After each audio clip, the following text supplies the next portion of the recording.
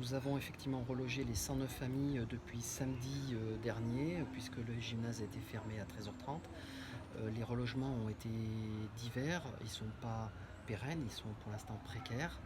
Nous avons effectivement 30 familles qui sont retournées sur site, plus de 60 familles qui ont signé un bail provisoire, des familles qui sont hébergées et des familles qui sont aussi en situation d'urgence dans des foyers d'hébergement d'urgence.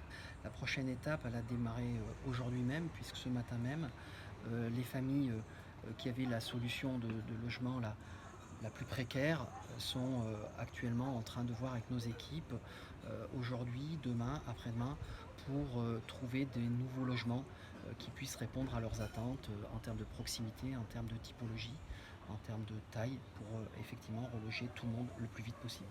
Si on devait fixer une échéance, peut-être que les premières 10-12 familles, on aura sans doute des solutions très rapidement.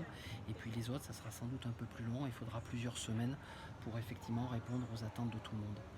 Nous avons effectivement 30 familles qui sont retournées sur site, plus de 60 familles qui ont signé un bail provisoire, des familles qui sont hébergées et des familles qui sont aussi en situation d'urgence dans des foyers d'hébergement d'urgence.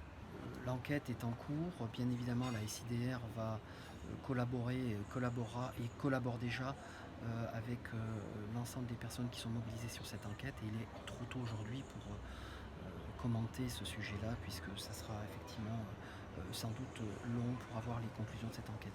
Alors, comme je l'ai dit, première urgence, c'est ce qu'on a fait aujourd'hui, c'est trouver un toit pour tout le monde. Deuxième urgence aujourd'hui, on y est dessus, c'est faire en sorte que ce toit devienne pérenne et conforme à ce qu'attendent les familles. C'est là effectivement que ça va durer un peu de temps et sans pouvoir donner une échéance exacte en fonction de la disponibilité des logements. Alors, déjà, il y a un certain nombre de familles pour lesquelles ce logement précaire va devenir définitif parce qu'il leur conviendra sans doute. Et puis, nous allons travailler avec chaque famille dans les jours, les semaines à venir pour trouver le meilleur logement en fonction des libérations des logements. Mais nous n'avons pas de stock à proprement parler.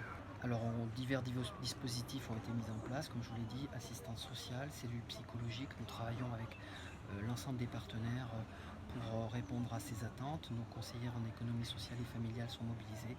Tout le monde est mobilisé pour effectivement suivre ces familles au plus près.